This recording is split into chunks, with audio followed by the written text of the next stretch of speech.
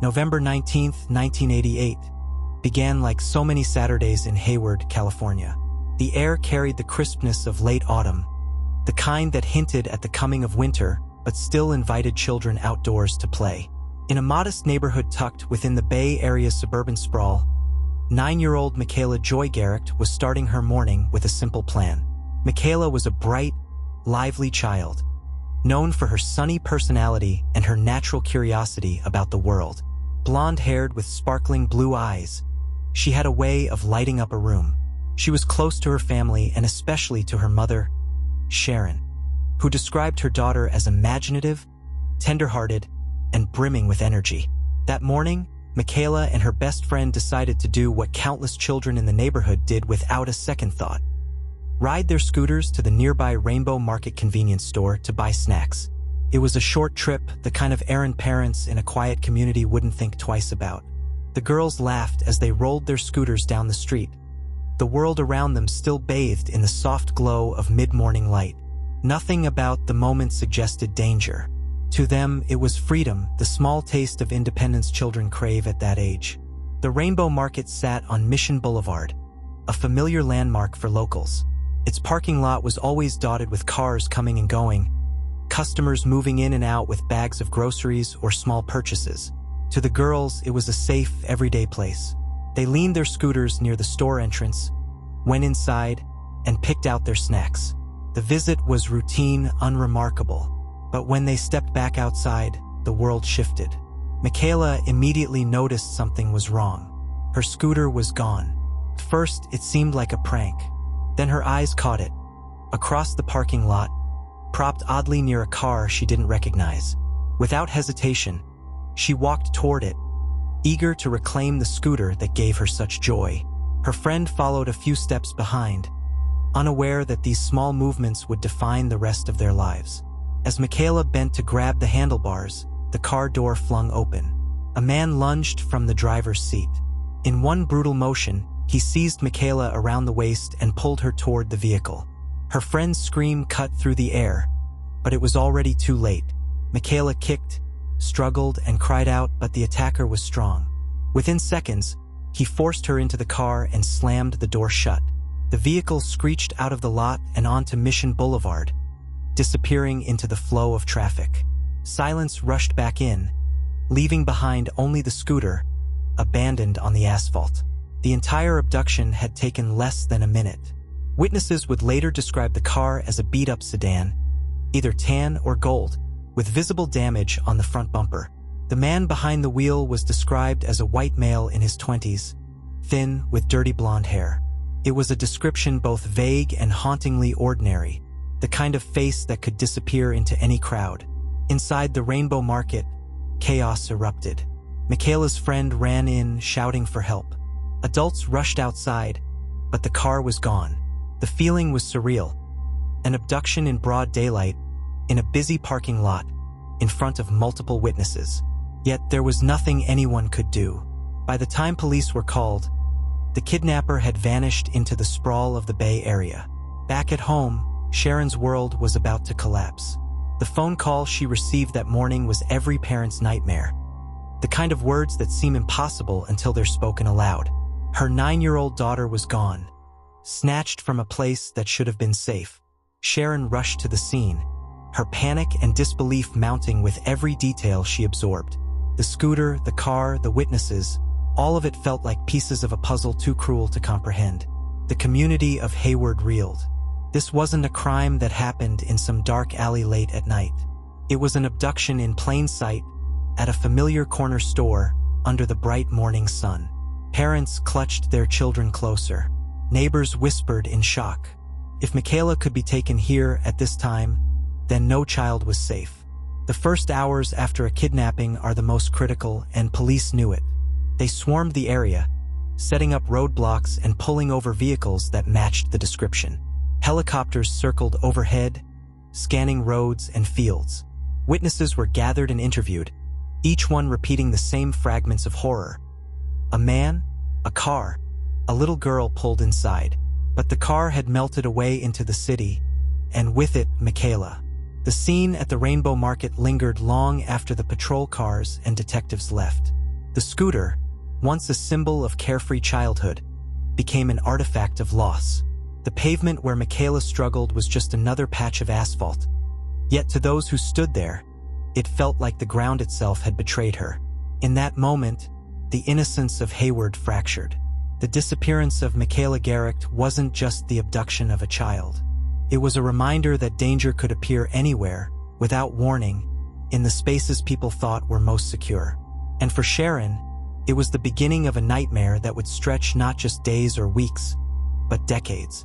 You're watching Trace of Evil, where we reveal true crimes, unsolved disappearances, and mysteries surrounding crime. Like and subscribe to watch more episodes from our channel. Let's get back into the story of Michaela Garecht. The minutes after Michaela's abduction bled into hours, and the entire city of Hayward seemed to hold its breath. At the Rainbow Market, police tape fluttered in the breeze, cordoning off a place that just hours earlier had been nothing more than a corner store. Now it was a crime scene, one that would soon draw the eyes of the nation. The Hayward Police Department moved fast. Officers fanned out across Mission Boulevard, setting up checkpoints, pulling over vehicles, and canvassing every side street. Patrol cars cruised neighborhoods, their sirens cutting through the calm of suburban Saturday life. Helicopters swept overhead, circling like predators as they scanned for a small sedan matching witness descriptions. Every passing hour weighed heavily on investigators. They knew the grim reality. In child abduction cases, time is the most precious resource, and once it slips away, the odds of a safe recovery plummet. Inside the police station, detectives worked furiously, piecing together the accounts of multiple witnesses. The description of the suspect remained painfully vague. A slender white male in his 20s, with dirty blonde hair, possibly acne scars on his face. The car was a beat-up sedan, tan or gold, maybe a four-door. The details were just specific enough to raise hope and just broad enough to cast a shadow of despair. In a region with millions of people, how many men matched that description? How many cars could have fit the profile? Back at home, Sharon was consumed with a mother's terror. Hours earlier, her 9-year-old daughter had been walking under the bright November sky, full of laughter. Now, Michaela's absence was a deafening silence. Sharon joined investigators in desperate efforts, pleading with anyone who had seen anything, no matter how small, to come forward. That night, while other families settled into weekend routines, Sharon sat in her home surrounded by uncertainty, the house feeling emptier with every passing moment. By Sunday morning, less than 24 hours after the abduction, Michaela's face was everywhere. Flyers were printed and distributed across the Bay Area. Neighbors stapled posters to telephone poles. Volunteers walked door to door, holding out photographs of the smiling, blonde-haired 9-year-old whose innocence had been stolen. The press caught wind of the case almost immediately, and soon, Michaela's disappearance was on the front pages of local newspapers and across nightly news broadcasts. The case struck a chord. California had seen high-profile abductions before, but this one felt different. The brazen nature of the crime.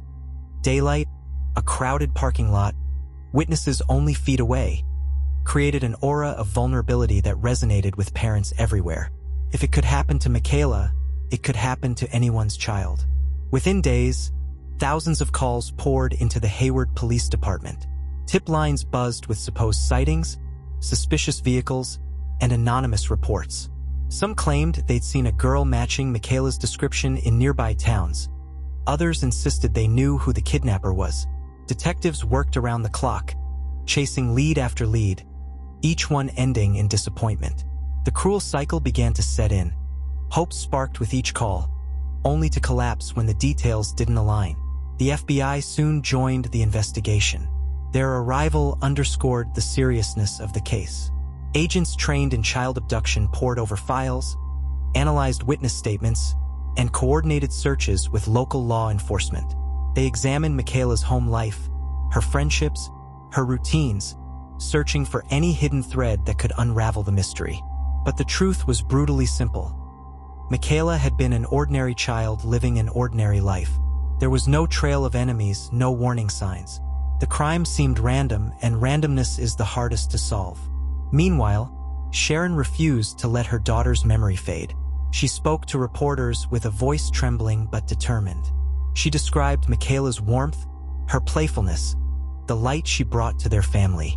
Each interview was both a plea to the kidnapper and a reminder to the world that Michaela was more than just a missing child poster. She was a person, a daughter, a friend. As the search widened, police retraced every possible escape route from the Rainbow Market. They combed rural roads, wooded areas, and abandoned buildings, looking for any trace of the gold-colored sedan. Teams searched nearby parks and creeks. Divers entered local waterways, a grim acknowledgement of the possibilities investigators had to consider. Every effort ended the same way: no sign of Michaela, no sign of the car. The case drew national media attention within weeks. Michaela's photo appeared on television programs across the country. Talk shows discussed the case, experts weighed in, and parents everywhere clutched their children tighter. The Garecht family found themselves thrust into the unbearable position of living their nightmare under the spotlight of the public eye. For Sharon, it was both a burden and a necessity. She understood that keeping Michaela's name in the news was her daughter's best chance of survival. If the world kept looking, maybe, just maybe, someone would see something. Each interview, each news appearance, each flyer taped to a storefront was another way of keeping Michaela alive in people's minds. Yet as days turned into weeks, the energy of the initial search began to dull. Roadblocks were taken down. The helicopters disappeared from the skies. Leads grew thinner. The Rainbow Market, once swarmed with detectives and television crews, returned to its normal rhythm. For the Garecht family, however, nothing was normal. Thanksgiving came and went with an empty seat at the table. Sharon tried to maintain hope, clinging to the idea that Michaela was alive somewhere, waiting to come home. But beneath her determination was a gnawing fear. The fear that time was slipping too quickly, that her daughter was fading into the ranks of the countless missing whose stories are never resolved. The immediate search had yielded no answers, only questions that seemed to multiply with each passing day. Who was the man in the parking lot? Where had he taken her? Why Michaela? And most haunting of all, would she ever be found? As the 1990s unfolded, Michaela's disappearance remained one of California's most haunting unsolved cases. What began as a crime scene in a supermarket parking lot had now become a sprawling investigation stretching across years, states, and even continents. But despite the enormous reach, the results were always the same. No Michaela. Leads continued to pour in long after the initial media storm faded. Each one carried with it the flicker of hope that this time, the case might break open. Detectives chased sightings of a blonde-haired girl who looked like Michaela in shopping malls, schools, and amusement parks across the West Coast. Some tips claimed she had been seen as far away as Mexico, or even Europe. Every sighting was checked. Every report was followed. None were her. The Hayward Police Department faced mounting frustration. With each year, the details of November 19, 1988 grew colder. Witnesses' memories blurred. The car's description seemed less reliable. The man's face, once vividly recalled, softened into something indistinct. The case files thickened with reports, but they offered little clarity. The community, once galvanized by shock and unity, began to feel the slow erosion of time. Posters of Michaela, once bright and urgent, became sun-faded reminders on telephone poles. New tragedies emerged, new missing children cases surfaced, and Michaela's name, though never forgotten, became part of a painful continuum of America's lost children. But her mother refused to let the story fade. Sharon became the voice of resilience. While police worked the case behind the scenes, she took to the growing world of the internet. In the mid-1990s, long before social media was a household term, Sharon created an online presence dedicated to Michaela. Her blog became both a journal of grief and a beacon of hope. She wrote letters to her daughter, sharing memories, fears, and promises. Her words resonated with parents across the country who were also searching for their children. This online space was more than just an outlet for grief. It was a strategy. By keeping Michaela's name alive in digital communities, Sharon ensured the story could not quietly fade into history. The world might move on, but she would not allow it to move on without Michaela. During these years, investigators pursued some of the most notorious names in American crime.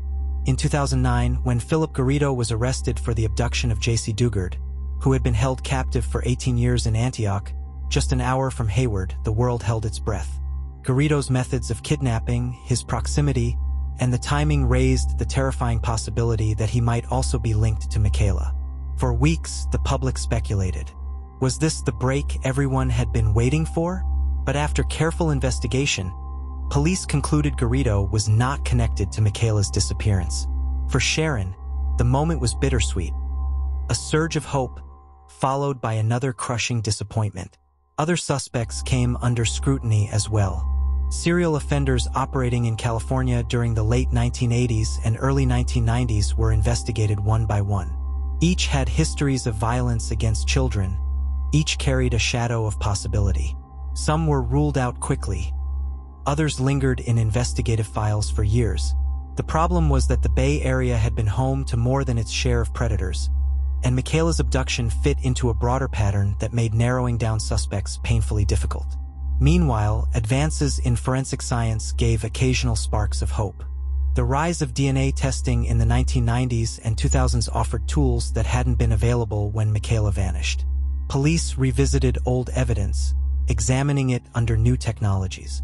But without Michaela's body, without the kidnapper's vehicle, without the tangible pieces of the crime scene, the potential for breakthroughs was limited. For Sharon, the decades were defined by an unrelenting cycle of hope and heartbreak. Each tip that surfaced, each headline that hinted at new developments, became another chance to believe that Michaela might still be alive. But the letdowns were just as constant. Still, she refused despair. Through her writing and advocacy, Sharon expanded her role beyond her daughter's case. She became a voice in the broader conversation about missing children, working with organizations to support other families enduring the same agony. Michaela's story became a symbol, not just of tragedy, but of the ongoing fight to protect children and keep the missing visible. By the 2010s, Michaela's case was more than 2 decades old. Her childhood friends had grown into adults. Her neighborhood had changed, but the mystery remained frozen in time. The Rainbow Market parking lot still existed, a place layered with the invisible weight of memory. For investigators, the frustration had become generational. Detectives who had worked the case from the beginning retired, passing it down to new officers determined to keep pushing. Each new set of eyes brought fresh perspective, but also inherited the same old questions. Sharon's hope evolved over time. In the early years, she dreamed of reunion, of hugging her daughter again, of hearing her voice. As decades passed, that hope shifted into something different. She still longed for Michaela to come home, but she also longed for answers, even if they were painful. Closure, she realized, might be the only gift left to hope for. Michaela's disappearance had become a wound that never healed, a story that never ended. And though the decades blurred the details for many, for Sharon, every day still carried the weight of November 19, 1988. The years stretched endlessly, until, unexpectedly, the silence was broken. For more than 3 decades, Michaela Garecht's name had been spoken in the same breath as uncertainty. She had become a ghost of sorts, a smiling face on faded posters, a story whispered as a warning, a mystery locked in time. For her mother, Sharon, the years had been a cruel march of anniversaries without answers. Then, in December of 2020, the silence cracked. The Hayward Police Department, alongside the Alameda County District Attorney, made a stunning announcement. They had identified Michaela's killer. The name was David Misch. To the wider public, Misch was not a household name. But to law enforcement in California, he was a figure known all too well. Misch was already serving time for the murder of another woman, and he had long been suspected of multiple killings. His history was one of violence and cruelty, a man whose life seemed to orbit around destruction. Investigators revealed that advancements in evidence analysis had tied Misch to Michaela's abduction. Though the precise details were held back, some for legal reasons, others to protect ongoing investigations, the message was clear. The man who had stolen Michaela from that Rainbow Market parking lot had finally been unmasked. For Sharon, the The news was a storm of conflicting emotions. For years, she had lived in the liminal space between hope and despair. Now, the truth had emerged, and with it, the realization that the outcome she had feared most was the one that had always been. Michaela had not grown into adulthood somewhere far away. She had not been waiting for a miraculous return. She had been killed. In statements to the press, Sharon's words carried both devastation and resilience. She acknowledged the unbearable weight of confirmation, the finality of knowing that her daughter would never come home. Yet she also clung to gratitude for the investigators who had never abandoned the case, who had carried Michaela's memory through decades of frustration. What made the announcement even harder to bear was the absence of Michaela's remains. Mish was charged with her murder, but he offered no answers as to where she was. No location, no grave, just silence. For Sharon, closure was only partial. The legal system could assign guilt, but it could not deliver the physical return of her child. The broader public reacted with a mixture of sorrow and outrage. After 32 years, the case that had symbolized both the vulnerability of children and the endurance of hope was finally tied to a name. But the confirmation came with no relief, only a reminder of the cruelty of stolen childhoods and the long shadows they cast. Mish's background painted the picture of a predator hiding in plain sight. He had lived in the Bay Area during the late 1980s, a drifter with a pattern of violence. Court documents later revealed that he had been linked to multiple cold cases, each one involving sudden and brutal attacks. His criminal record stretched back years, filled with moments where intervention might have changed the course of history. But by the time his name surfaced in connection with Michaela, it was decades too late. For Sharon, the pain was sharpened by the intimacy of her daughter's memory. To the world, Michaela was a symbol, the smiling 9-year-old on flyers, the cautionary tale told to children. But to Sharon, she was still the little girl who loved rainbows and laughter, who scribbled drawings and dreamed of the future. Now that future was permanently closed, written not in what Michaela could have become, but in what was taken from her. The announcement also reopened old wounds for the community of Hayward. Residents who had grown up under the shadow of Michaela's disappearance were confronted with the reality of her fate. The Rainbow Market, long associated with the horror of her abduction, now became tied forever to the name of her killer. The unease that had lingered since 1988 had been replaced not with comfort, but with confirmation of the worst truth. For advocates of child safety, Michaela's case underscored the importance of persistence. 32 years of searching had finally led to answers, thanks to advances in forensic science and the refusal of investigators to let the case die. It was a reminder that even the coldest cases can yield to time, technology, and determination. Yet the legacy of Michaela Garecht's disappearance is not only about her murder, but also about the movement her mother sparked. Sharon's online writings, her tireless advocacy, and her refusal to allow Michaela's name to fade became a template for families of the missing across the world. She showed that a parent's love could outlast silence, that a single voice could keep a story alive when the world tried to forget. As the case moved toward trial, the paradox of justice became clear. The system could prosecute David Mish, could convict him, but it could not undo the 32 years of uncertainty, the birthdays missed, the empty seat at the family table. Justice, in cases like Michaela's, is never complete.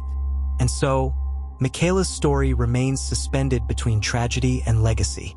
Tragedy, because a child's life was stolen before it had the chance to unfold.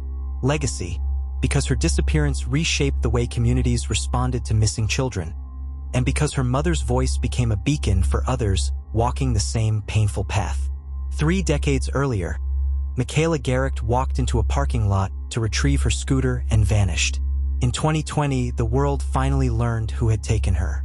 But the echoes of that November afternoon still ripple outward, a haunting reminder of how quickly innocence can be stolen and how long its absence can linger.